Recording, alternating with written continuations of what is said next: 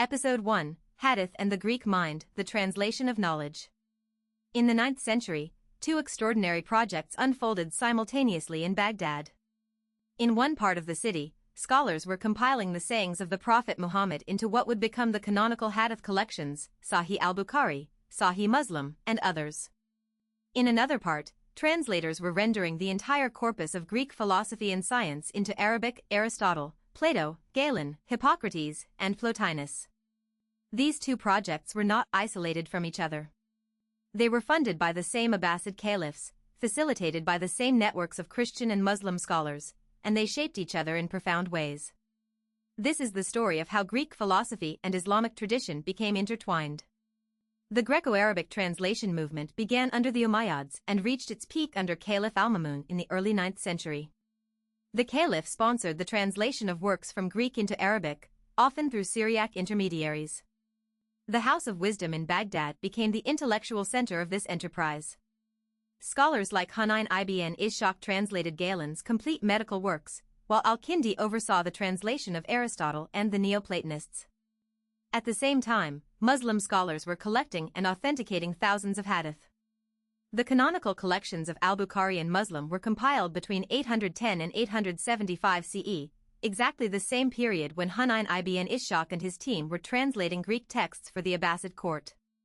Now let us examine 5 specific hadith that show clear conceptual parallels with Greek philosophy and medicine. Hadith 1, the Prophet said, "Actions are judged by intentions." This is found in both Bukhari and Muslim. In his Nicomachean Ethics, Aristotle argues that the moral quality of an act is determined by prohairesis, deliberate intention, not merely by the external outcome. The structure is identical. Both systems locate moral value in the internal act of choosing, not in the external result. Hadith 2, the Prophet said, "Seeking knowledge is obligatory upon every Muslim." Aristotle opens his Metaphysics with the statement that all men by nature desire to know.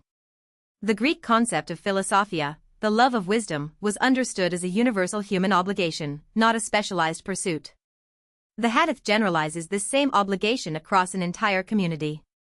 Hadith 3, the Prophet said, "The best of affairs is the middle path." This is the doctrine of the golden mean, which Aristotle systematized in the Nicomachean Ethics. Every virtue, Aristotle argued, is a mean between two extremes. The Arabic word asatoha is the exact conceptual equivalent of the Greek mesotes. Hadith 4, this hadith from Sahih Muslim describes embryology in terms that match Galen's on semen almost verbatim. The man's fluid is described as thick and white, the woman's as thin and yellow. Resemblance is determined by whichever prevails.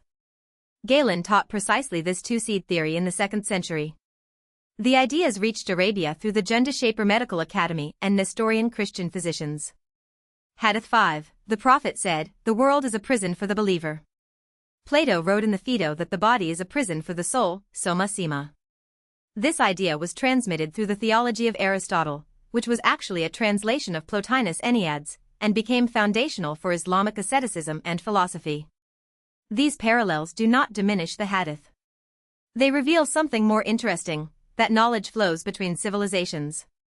The Abbasid translation movement was not an act of plagiarism.